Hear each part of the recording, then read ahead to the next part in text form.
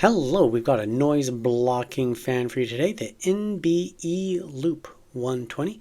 Its claim to fame was blocking noise from exiting your computer case to try to make your room a little bit quieter. Let's see how it did.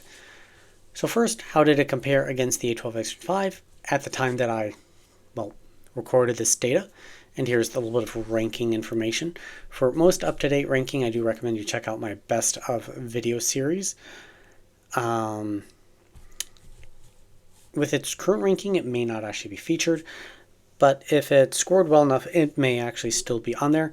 But those are where fans rank in my most current graphs and charts. Anyways, let's get into it.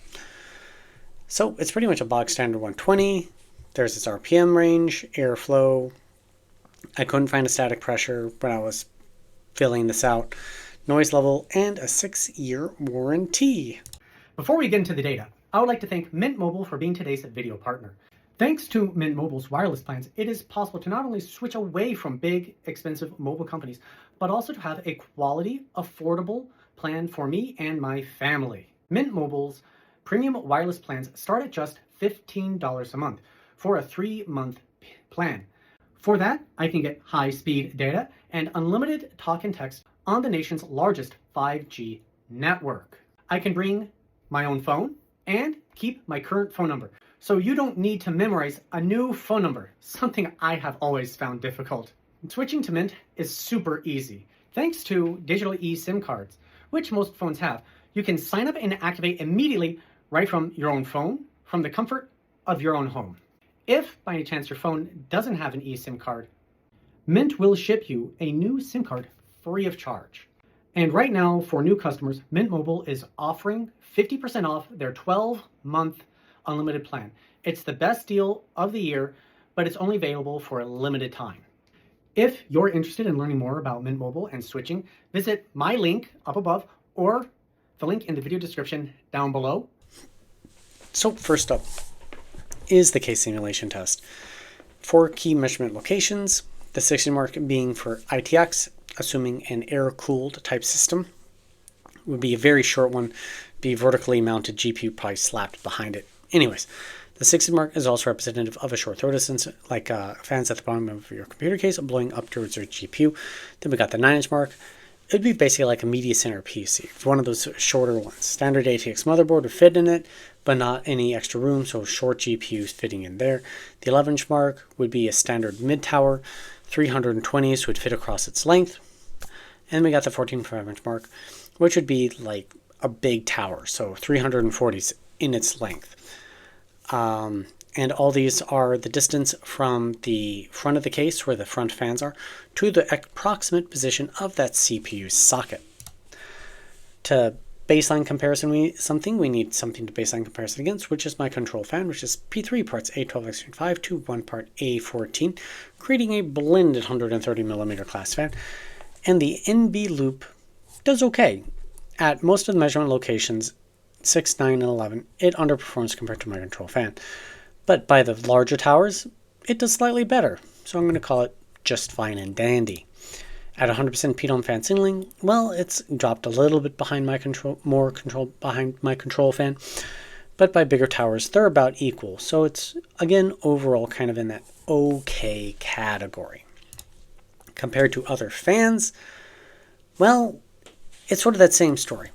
The 6, the 9, and the 11, it's underperforming compared to the vast majority of other fans.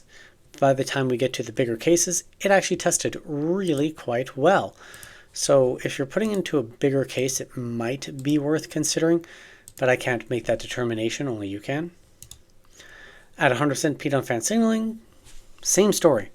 Underperforms compared to these other fans until you hit bigger towers, and then it does just fine. And RPM does matter, so higher RPM fans will generally perform better. 9-inch mark, case airspeed versus that decibel rating. There, I did find one resonant or harmonic frequency in the fan at, what's that, 20, 30, 40, 50% PDOM fan signal. So just avoid that. Signal response and everything will be good to go with this fan. It does, again, underperform at the 9-inch mark compared to a lot of other fans, but if we take in the data point at some other location, it would test better compared to some of the other fans.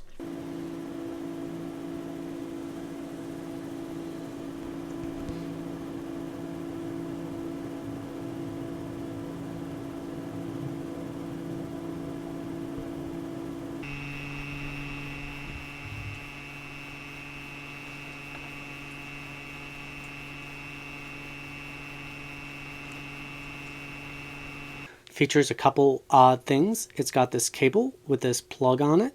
So yes, that's just a standard 4-pin, but it's got this really short cable and you just slot it in. It's like they expect there to be user error. The blade design is very unique. It is a completely shrouded fan blade, meaning it has a ring around it, so the blade, the whole thing spins as one blade. On the back, you can see that the blades have a little bit of this groove pattern that is definitely there to, in theory, help with turbulence. The struts are this weird squiggly shape, very interesting looking. I don't think it really will do anything for noise performance, which is what we're looking at. And the blade shape is the other interesting factor with this fan, where they are definitely very wide, but they don't really overlap, but it's definitely on the order of being a pressure fan. It has small little rubber pads around the edges that really don't even extend above the body of it, so I don't think it's going to actually do anything to absorb much vibrations. Overall, just some very odd things going on with this fan that don't seem to be functionally really doing anything. Like these squiggles, normally you just have one curved shape to reduce noise, but the sizing of them is very nice and narrow, but they're completely flat on the top. The shrouded blade design allows for better pressure. Again, the wide blades allows for better pressure. So now we're on to performance. So my CPU air cooler, the Noctua U12A. The first graph here on the left side is meters per second versus RPM. This is basically a blade efficiency graph. And you'll see that the loop is right in line with the control fan. All right, how about in noise performance? Well, at lower ones, it does very, very close. But as the RPM increases, the noise level increases faster than the performance. So it's a little bit on the noisy side compared to my control fan. Comparing it with other fans I have tested, and we're basically seeing the same sort of thing. It's just a little bit noisy for how much performance you're actually getting out of it. It sits a little bit too close to the bottom at noise normalized results. At 100%, it's really, really at the bottom. If you have a low performance CPU, low temperature wattage CPU, it may do okay, but for anything meaningful, probably want to get something else. Putting into graph form, decibels versus airspeed. Kind of looks like it does okay. It's not towards the top. It does outperform like the, what's this blue, TF12025 at the maximum airspeed, but when we're taking a look at its, basically it's the path line that it follows, it's sitting a little bit flatter than a lot of these other fans, so it doesn't quite have that same driving force behind the airflow that we see from other fans. Now into CFM testing, this is a real simple test. You have a fan, you have a tube, you slap the fan up against the tube, and you blow air down it. A little more nuanced than that, but that's a simple point of view.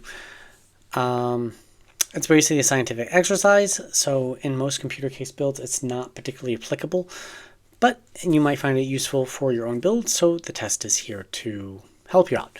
So you got CFM versus RPM, and they line up perfectly. It makes a lot of sense. You're blowing air down a tube. It focuses the airflow, yada, yada, yada. Then we got decibels versus CFM, that noise efficiency, and here it doesn't quite perform as well. Once again, we're seeing the same sort of thing, where it's just a little bit on the noisy side.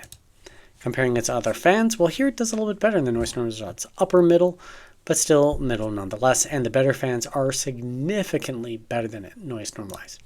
At 100% pitot fan signal, well, it's dropped significantly in proportion compared to other fans, but if you're taking a look at its RPM, and noise level, it's actually competing rather well compared to other fans around it. So it's impressive in its own way. Taking a look at decibels versus that CFM with the other fans around it. Again, it just sort of sits in the middle of the pack. It's plugging along, doing its thing. It's doing just fine. There are better fans, there are worse fans. Now we're on to value proposition. Value proposition is not performance. It is a performance per dollar, and it's based off of retail pricing that I could find at time of creating this presentation, which was $25, which I think is a little bit steep for this fan. If it, I would say, lost $10, it would be a very good value fan and would compete on a whole nother level. But unfortunately, it's not there. So as such, it is a rather poor value fan at the 6-inch mark. At the 11-inch mark, it is still a bad value fan. So I'm not going to spend a lot of time here and see if I'm testing more middle of the pack, but still well below what real good value fans are, if that's what you're aiming for with this. And through the CPU air cooler, well, the story is once again more or less the same. It's just not that great of a value fan. And that brings, of course, to the end of the video. This is the raw data. The raw data does belong to me and this channel. If you want to use it for your own personal use, you may go ahead and do so. If you want to use it in any sort of video, publication, written, or journal, you do need to ask for my permission first. Couple more disclaimers. If you're looking at ways to support this channel, do think about dropping me a super, subscribing to this channel. Just subscribing goes a long way. Throwing a like. But if you got the means and the ends and you like the basic idea of what I'm doing, do think about joining me as a YouTube or a Patreon. The two upper tiers of each of them do have access to my raw data if you would like that and make your own graphs. That's the thing for yourself to be a hardcore nerd. Nothing wrong with that.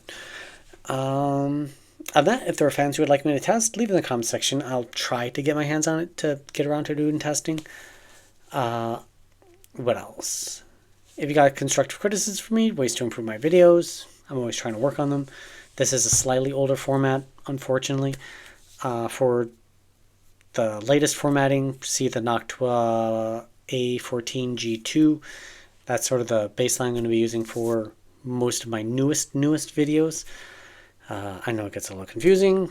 It's just when the video publication was kind of created as opposed to when I got around to filming and editing it. Because I'm a one-man show and it's just when I can do time. Anyways, thank you very much for watching my video. Thank you for making it this far. That's awesome. I hope to see you all next time here on Computer Tech and More.